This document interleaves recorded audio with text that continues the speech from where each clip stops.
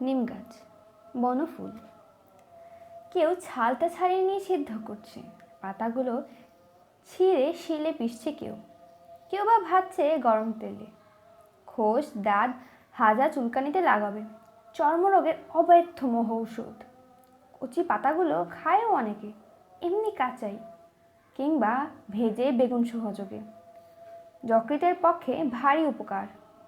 কচি ডালগুলো ভেঙে চিবোয় কত লোক, দাঁত ভালো থাকে। কবিরাজরা প্রশংসায় পঞ্চমুখ। বাড়ির পাশে গজালে বিজ্ঞরা খুশি হন, বলেন নিমের হাওয়া ভালো, থাক কেটো না। কাটে না, কিন্তু যত্নও করে না।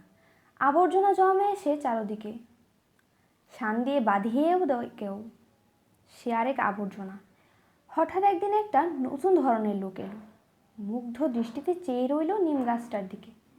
ছাল তুলল না, পাতা ছিঁড়ল না, ডাল ভাঙল না, মুগ্ধ দৃষ্টিতে চেয়ে রইল শুধু। বলে উঠল, বাহ, কি সুন্দর পাতাগুলি, কি রূপ! থোকা থোকা ফুলেরই বা কি বাহার! এক ঝাঁক নক্ষত্র নেমে এসেছে যেন নীল আকাশ থেকে সবুজ সায়রে। বাহ!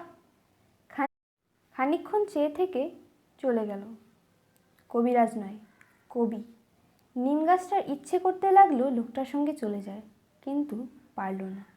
মাটির ভেতরে শিকড় অনেক দূরে চলে গেছে। বাড়ির পেছনে আবর্জনার স্তূপের মধ্যেই দাঁড়িয়ে রইল সে।